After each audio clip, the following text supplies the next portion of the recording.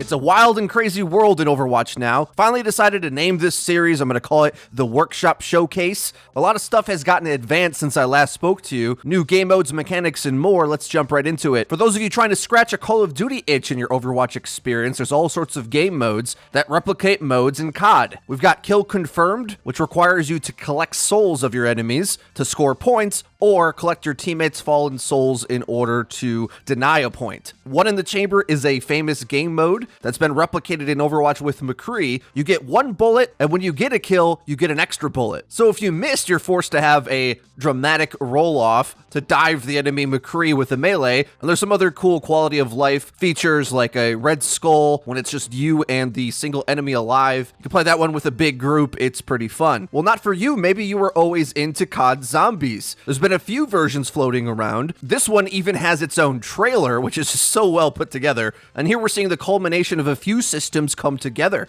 where the economy or currency systems and the buy systems are now put together to upgrade your equipment to go from melee, pistol, to rifle to beat the undead. This is a small and basic one here for now, only single player, but I'm sure with more work put in, it could be expanded to the whole map and get more and more complicated as people get into it. Here's a Call of Duty ability that many have wondered what it would look like in Overwatch, a smoke grenade that blocks off vision. Not sure how effective it would be in Overwatch, but pretty interesting nonetheless. This one is interesting. If you don't like 2 CP, what about 5 CP? Wait, huh? Well, the interesting thing about this one is that it puts the objectives in varied locations and, of course, progressively gets harder to capture as you get closer and closer to the opponent's spawn. But what I want to know is why can't we have these same types of capture points scored differently to have them active all at the same time like Domination or Conquest? That's my dream mode. If you guys see something like that, be sure to send it my way. Now, the next section is going to be all dedicated to DarwinStreams. Okay, this guy is a workshop mode MVP already, and you're going to see why in the next few clips. This one is a Bastion that shoots homing Torbjorns towards your opponent. Now, you do need a teammate for this to work. However, once you lock onto the target, the Torb auto fires all the way across the map, seeking and destroying onto whatever you locked onto. That one's my favorite, but he also came up with a new one where instead of a Torb turret, you now get a Bastion for a turret. That seems balanced. This one allows you to have a bot teammate that you basically spawn in as a Bastion.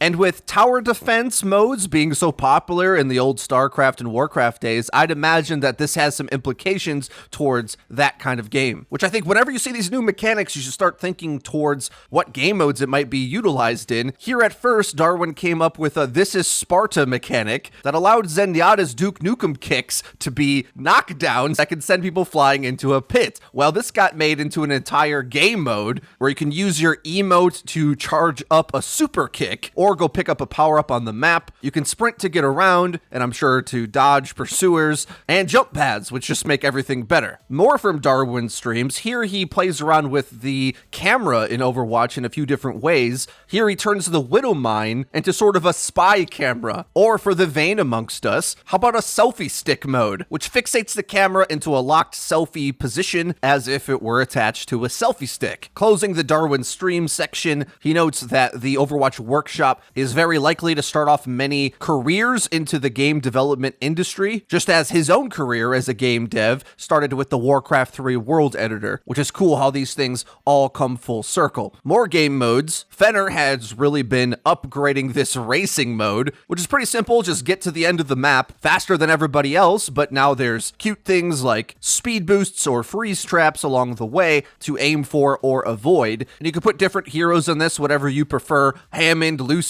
Widowmaker, that one's cool, but one that I think a lot of you would be excited for because Ana Paintball was already really popular in the arcade as it was. Well, how about you get a big buff to your Ana Paintball experience with enhanced Ana Paintball mode? This one does all sorts of things. Jump pads make everything better, I swear. Hard scoping stuns yourself, and as you reach the end of the game, you start to glow with fire just visually, which will make you easier to spot for everyone else trying to catch up to you. Moving on, this next section section is entirely Lucio related, because with wall riding as a mechanic, there's so many things you can do with it. We've got different rollout modes. This one is a complicated wall riding trial, which pretty much looks like if Superman 64 was actually good, with complex routes for you to take and hazards to avoid. Or how about you just play tag? It's like I'm in 5th grade again, and by that I mean I always lose.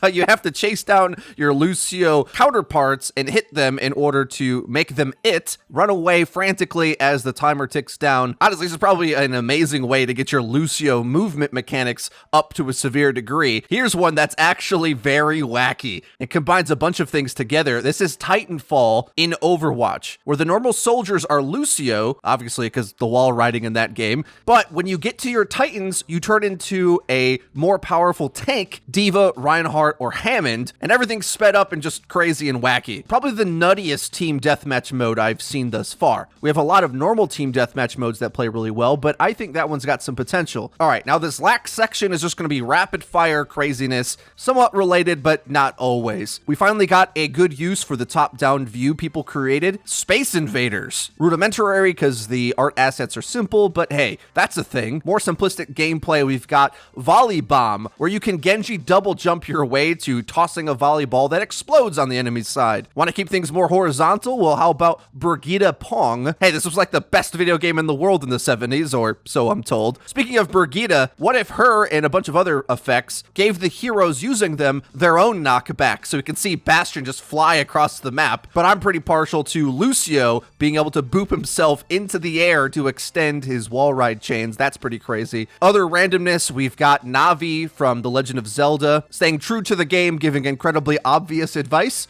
If you're a gambler, you can check out this working slot machine. Want to test your Top Gun flight skills? Here's a spaceship simulator that goes into the starry skies of Horizon Lunar Colony. And super complicated thus far. I haven't had time to get my head wrapped around it, but there is a MOBA game mode that's getting worked on as we speak, with towers spread across the map. And yeah, there's a lot to this thing. I might dig more into this when I either have more time or it's more fleshed out. And last shout out, no footage for this one, but just the concept that this Redditor hopes someone goes out to create, and they call it Nano Deathmatch, which essentially reminds me of the Halo game mode Regicide, where the leader has more power, but also killing the leader gives you more points. That makes a little bit more sense in Halo because the time to kill was a bit longer than some of the other shooter games at the time. So it'll be interesting to see how someone gets this to work. I think you'd have to have a very specific set of heroes to make it as optimal as possible. But that's everything for this week's workshop showcase. If you did enjoy the video, please be sure to leave it a like. Be sure to send me any cool workshop stuff that you want to get featured on this series. I have a blast digging through this stuff. If you're wondering when this stuff is going to come to live, I'm assuming that it'll go live with the anniversary event, probably not before, because it's such a big, complicated feature they're adding. I don't expect it to get rushed off the PTR anytime soon. And keep in mind, this does come to consoles as well, unless it's otherwise stated that it isn't, but you too will be able to put in some of these codes for these different modes and play with any of the fun things that were created in the workshop already, as well as add on with your own creations and additions. Be sure to subscribe if you haven't already and hit the bell icon so that you get notified when our videos go live. Link to the description is our Twitter, where we tweet out news, updates, and dank memes. That's been it for me. I've been Frito for your Overwatch. I'll see you guys next time.